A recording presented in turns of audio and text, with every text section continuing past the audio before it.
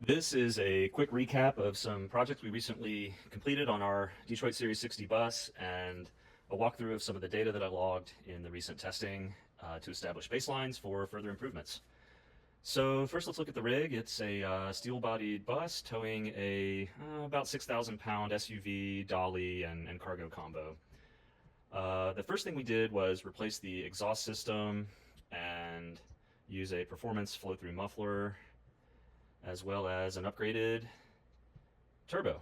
We went with the Borg Warner 17-1702, or also known as the S475, and did some smoke testing after the completion of both the exhaust and the charge air system.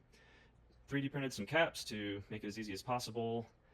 And unfortunately, after the project completion, we discovered we've got a boost leak in the charge air cooler. So that's important because one, it affects the outcome of this data and potentially, maybe some of the temperatures and or just overall performance, of course, but maybe some of the results here. So it's important to keep that in mind with looking at these baselines. But also, it's important because that's going to be the next steps in upgrading is one, addressing the boost leak, and we're not just going to do it with replacement parts. We're looking at the data and we've been logging and really trying to figure out how the performance of this system is looking and how we can make it better. So here's some data of one of our recent routes during the 3,000 miles of testing. This was a trip from Central Florida up to Tennessee with a stop in Valdosta and a stop in Gainesville and one north of Atlanta. The temps were pretty consistent that day. It was cold in January, and leaving Florida it was very consistently in the 50s, and then up through Georgia and Tennessee it was pretty much in the 30s. I think we finally got home around 9 a.m. when it got up to like 35, 36, 37, something like that. So let's look at the some of the charts that I produced from this data.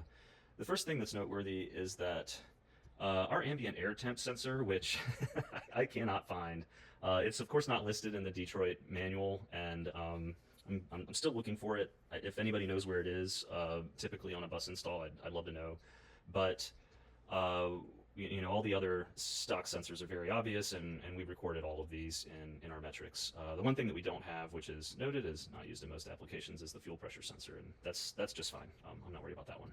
Of course, we're also not worried about SRS and TRS at this point in time. Don't really care about the timing of the pistons for fuel injection until we get into computer tuning.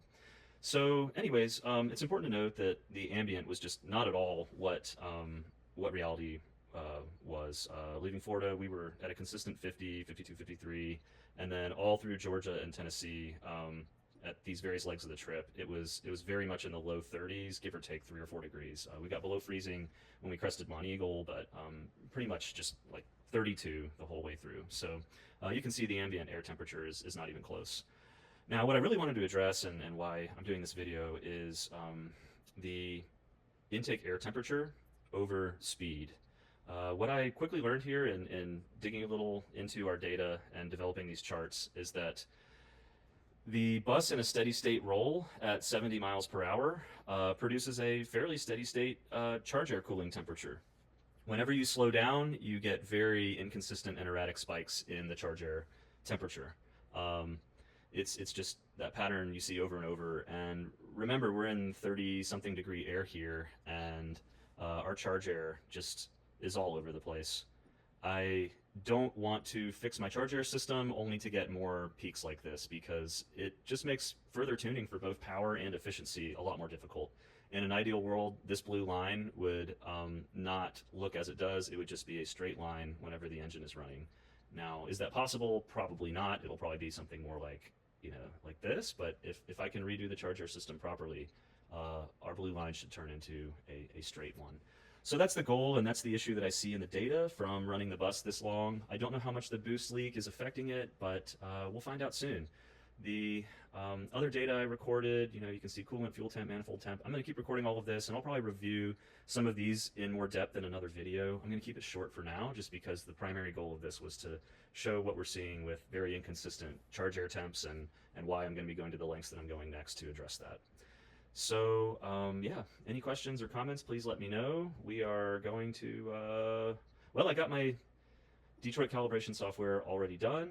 I've been in there and looking at various possibilities, and Now we can just cross that off the list. The next big thing is we're going to do some major changes to the charger system. So stay tuned for the next video, and look forward to showing what happens next.